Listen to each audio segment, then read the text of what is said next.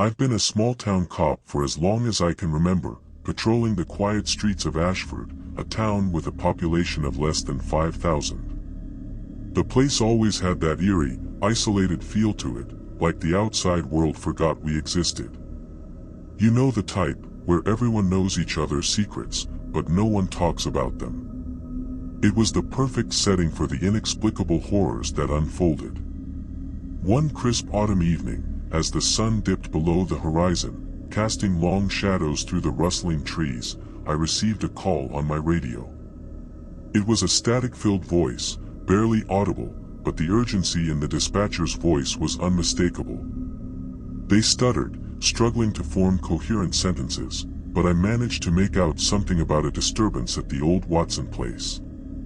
The Watson house had always been a source of local legends and ghost stories. It sat perched on the outskirts of Ashford, a decaying Victorian mansion nestled among overgrown trees and surrounded by an iron fence that had lost its battle with time. Despite the many tales of hauntings and strange occurrences, I'd never taken them seriously. But that night, something felt different. As I approached the Watson house, a chill ran down my spine.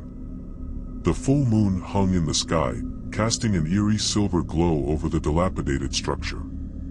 The wind whispered through the trees, creating a haunting symphony of creaks and groans from the mansion. The air was thick with a sense of dread, and I couldn't shake the feeling that I was being watched. I cautiously stepped out of my patrol car, my flashlight in one hand and my hand firmly gripping the butt of my service weapon. The old iron gate screeched open with a sound that sent shivers down my spine, and I ventured into the overgrown yard. The grass was knee-high, and the weeds seemed to reach out for me as I made my way to the front door. The wooden steps leading up to the porch groaned under my weight as I climbed them. The front door stood slightly ajar, inviting me in with an eerie creaking sound. I called out, announcing my presence as I entered the dimly lit foyer.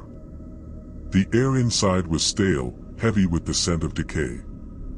I moved through the house, my flashlight illuminating rooms frozen in time. Dust-covered furniture, faded wallpaper peeling at the edges, and long-abandoned belongings hinted at a family that had abruptly vanished, leaving their home to the ravages of time. It was as though the Watsons had simply disappeared, leaving everything behind. My footsteps echoed through the hallways as I ventured deeper into the mansion.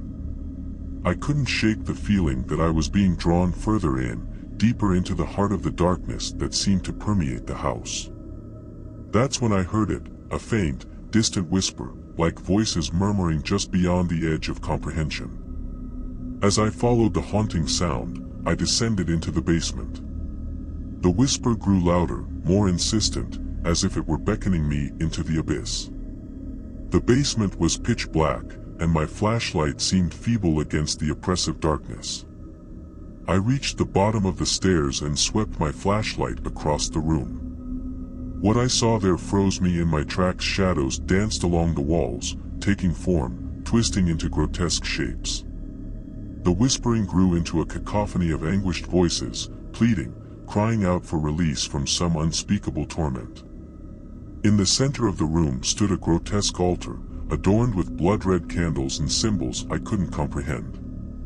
Atop it lay an ancient tome, its pages filled with arcane writing that seemed to writhe and pulse with an unnatural energy. And in the flickering candlelight, I saw them, figures, not quite human, their eyes filled with malevolent intent. Before I could react, they converged on me, their clawed hands reaching out, their voices a chorus of agony. I fought back, firing my weapon into the darkness, but my bullets seemed to pass through them, leaving only ethereal trails of mist. They whispered horrors into my ears, their words burrowing into my mind like parasites, driving me to the brink of madness. I stumbled back up the stairs, my heart pounding, my mind unraveling.